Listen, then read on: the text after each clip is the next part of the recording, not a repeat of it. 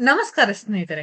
Cinema ನಟ ಮತ್ತು ನಟಿಯರದ್ದು ರಂಗುರಂಗಿನ ಬದುಕು. ಅದರಲ್ಲೂ ಬಹುತೇಕ ನಟಿಯರು ಮದುವೆ ಆಗದೆ ಜೀವನ ನಡೆಸುತ್ತಾರೆ. ಆದ್ರೆ ಇದಕ್ಕೆ ವಿರುದ್ಧವಾಗಿ ಇನ್ನು ಹಲವು ನಟಿ ಹಾಗೂ ನಟರು ಮದುವೆಯಾಗಿ ಉತ್ತಮವಾಗಿ ಜೀವನ ನಡೆಸುತ್ತಿದ್ದಾರೆ. ಅದರಲ್ಲೂ ನಟಿಯರು ಕನ್ನಡ ಸಿನಿಮಾ ಇಂಡಸ್ಟ್ರಿಯಿಂದ ಬಂದು ಉತ್ತಮ ಜೀವನ ಕೂಡ ಕಟ್ಟಿಕೊಂಡಿದ್ದಾರೆ. ಹೀಗಿದ್ದಾಗ್ಲೇ ಕನ್ನಡದ ಖ್ಯಾತ ನಟಿಗೆ 41ನೇ ವಯಸ್ಸಿನಲ್ಲಿ ಹೆರಿಗೆಯಾಗಿದೆ. ಅದು ಗಂಡು ಮಗುವಿಗೆ ಜನ್ಮವನ್ನ ಕೊಟ್ಟಿದ್ದಾರೆ. ಕನ್ನಡ ಸಿನಿಮಾ ಇಂಡಸ್ಟ್ರಿಗೆ ಬಂದ ಸುಂದರ ಸುಂದರ ನಟಿಯರು ಬದುಕು ಕಟ್ಟಿಕೊಂಡು ಈಗ ಗಂಡ ಹಾಗೂ ಮಕ್ಕಳ ಜೊತೆಗೆ ಉತ್ತಮವಾಗಿ ಸಂಸಾರ ನಡೆಸುತ್ತಿದ್ದಾರೆ. ಕನ್ನಡದ ಸಿನಿಮಾ ಇಂಡಸ್ಟ್ರಿಗೆ ದೊಡ್ಡ ಇತಿಹಾಸ ಇದ್ದು ಸುಮಾರು 100 ವರ್ಷಗಳ ಪುರಾತನ ಇತಿಹಾಸವನ್ನ ನಮ್ಮ ಕನ್ನಡಿಗರ ಸಿನಿಮಾ ಇಂಡಸ್ಟ್ರಿ ಹೊಂದಿದೆ. ಹೀಗಾಗಿಯೇ ಕನ್ನಡ ಸಿನಿಮಾ ಇಂಡಸ್ಟ್ರಿ ಬಗ್ಗೆ ಹೊರಗೆ ಕೂಡ ದೊಡ್ಡ ಹೆಸರು ಇದೆ. ಅದರಲ್ಲೂ ಕನ್ನಡ ಸಿನಿಮಾ ಇಂಡಸ್ಟ್ರಿಗೆ ಬೇರೆ ಬೇರೆ ಭಾಷೆಯ ಸುಂದರ ನಟಿಯರು ಕೂಡ ಎಂಟ್ರಿ ಕೊಟ್ಟು ಬದುಕು ಕಟ್ಟಿಕೊಂಡು ಕೋಟಿ ಕೋಟಿ ರೂಪಾಯಿ ಸಂಪಾದನೆ ಮಾಡಿ ದುಡಿಯುತ್ತಿದ್ದಾರೆ. ಹೌದು, ಸಿನಿಮಾ ಸ್ಟಾರ್ ಆಗ್ಬೇಕು ಅಂತ ಬರುವ ನಟಿಯರು ಸಾಕಷ್ಟು ಸೈಕಲ್ ಹೊಡೆದು ಪರದಾಡುವ ಸಂದರ್ಭ ಕೂಡ ಎದುರಾಗುತ್ತದೆ.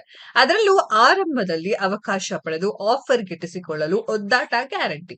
ಬೇರೆ ಬೇರೆ ಭಾಷೆಗಳಿಂದ ಕನ್ನಡ ಸಿನಿಮಾಗೆ ಬಂದು ಮಿಂಚಿದ ನಟಿಯರು ಕೂಡ ಸಾಕಷ್ಟು ಜನ ಇದ್ದಾರೆ. ಅದೇ ರೀತಿಯಾಗಿ ಕನ್ನಡದ ಸಿನಿಮಾ ಮಾಡಿ ದೊಡ್ಡ ಹೆಸರು ಮಾಡಿದ ಕನ್ನಡದ ಖ್ಯಾತ ನಟಿಗೆ 41ನೇ ವಯಸ್ಸಿನಲ್ಲಿ ಹೆರಿಗೆಯಾಗಿದೆ. ಹೌದು, ಅಹಂ ಪ್ರೇಮಾಸ್ಮಿ ಸಿನಿಮಾ ನಟಿ ಆರತಿ ಚಾಬ್ರಿಯಾ ಅವರು 2019 ಸಮಯದಲ್ಲಿ ಅಂದ್ರೆ ಕೊರೋನಾ ವೈರಸ್ ಅಪ್ಪಳಿಸುವ ಮೊದಲು ಮದುವೆ ಆಗಿ ವಿಶಾರದ್ ಎಂಬುವರ ಜೊತೆ ಆಸ್ಟ್ರೇಲಿಯಾದ ದೇಶದಲ್ಲಿ ಸೆಟಲ್ ಆಗಿದ್ದಾರೆ. ಹೀಗಿದ್ದಾಗ ಸಾಕಷ್ಟು ತಡವಾಗಿ ಮದುವೆಯನ್ನ ಆಗಿದ್ದ ನಟಿ ಆರತಿ ಚಾಬ್ರಿಯಾ ಅವರು ಮಗುವಿಗೆ ಜನ್ಮ ನೀಡುವ ವಿಚಾರದಲ್ಲಿ ಸಾಕಷ್ಟು ಸಮಸ್ಯೆ ಎದುರಿಸಿದ್ರಂತೆ.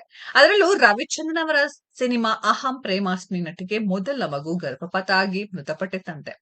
ಈ ಕಾರಣ 2ನೇ ಬಾರಿಗೆ ಅವರು ಗರ್ಭಿಣಿಯಾದಾಗ ಯಾರಿಗೂ ಈ ವಿಚಾರ ಹೇಳಲೇ ಇಲ್ವಂತೆ. ಅವರಿಗೆ ಭಯ ಇದ್ದ ಕಾರಣ ರವಿಚಂದ್ರನ್ ಅವರ ಸಿನಿಮಾ ಅಹಂ ಪ್ರೇಮಾಸ್ಮಿ ನಟಿ ಆರತಿ ತಾವು ಗರ್ಭಿಣಿಯಾಗಿದ್ದ ವಿಚಾರ ಮುಚ್ಚಿಟ್ಟಿದ್ರಂತೆ.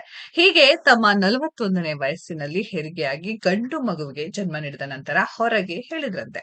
ಯಾಕಂದ್ರೆ ತಮಗೆ ಈ ವಿಚಾರದಲ್ಲಿ ತುಂಬಾ ಭಯ ಕಾಡ್ತಾ ಇತ್ತು ಅನ್ನೋದನ್ನ ಅವರು ಸಂದರ್ಶನವೊಂದರಲ್ಲಿ ಹೇಳಿಕೊಂಡಿದ್ದು ವೈರಲ್ ಆಗ್ತಿದೆ. ಸ್ನೇಹಿತರೆ, ಇದರ ಬಗ್ಗೆ ನಿಮ್ಮ ಅನಿಸಿಕೆಯನ್ನ ಕಮೆಂಟ್ ಬಾಕ್ಸ್ ಅಲ್ಲಿ ಕಮೆಂಟ್ ಮಾಡಿ.